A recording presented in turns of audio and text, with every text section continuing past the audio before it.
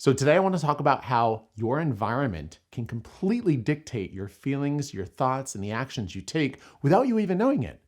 Now think about it. Your brain can only process so much information.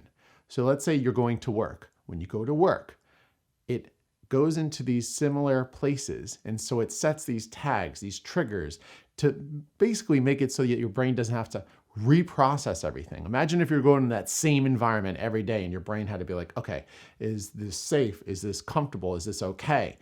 Your brain can't do that. There's not enough energy for it to do that. It needs to focus on other tasks. And so what it does is it's smart, right? It's doing its thing. We're happy about this, right?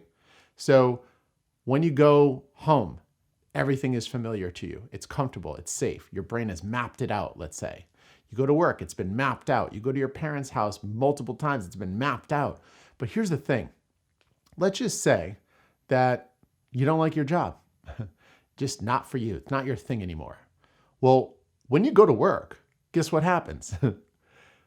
That map that you have triggers the same thoughts, the same feelings, very similar responses. Now, they might vary a little bit, but for the most part, they're all about the same.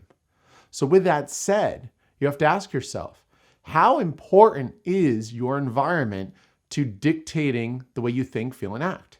And the answer is way more than you think.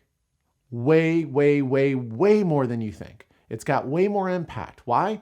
Because of that automation process I just mentioned. So why is this important? Well, it's important for one major reason, that you have to identify environments that no longer serve you. Identify environments that no longer serve you and change the environment.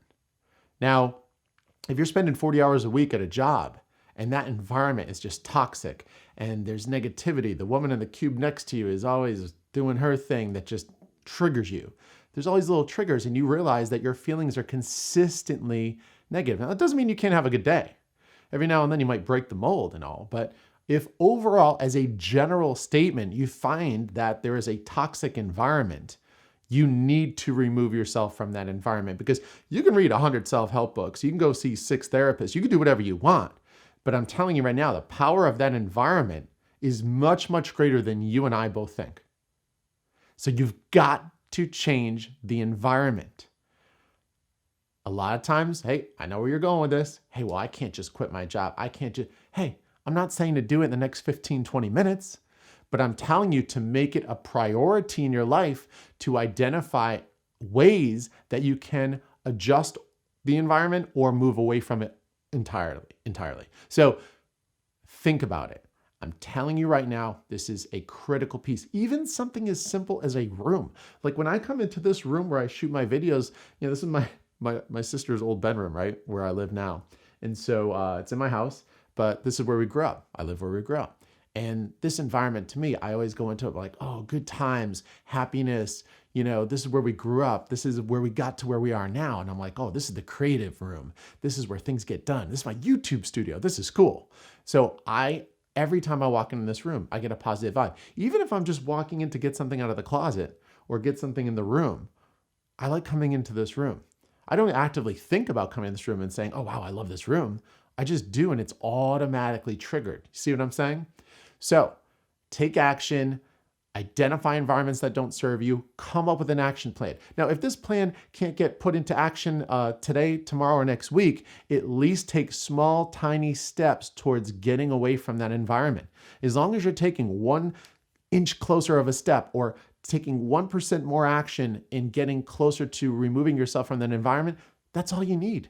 You need to feel that momentum. You need to feel that you're actually taking an opportunity to focus on what that change would look like and just get to where you need to be. So that's it for today.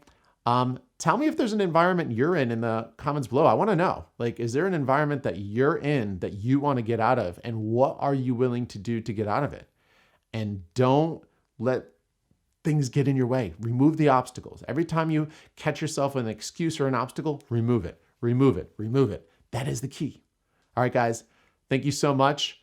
Give us a subscribe, a like, comment, whatever you got to do. We want to hear from you. All right, take care, guys.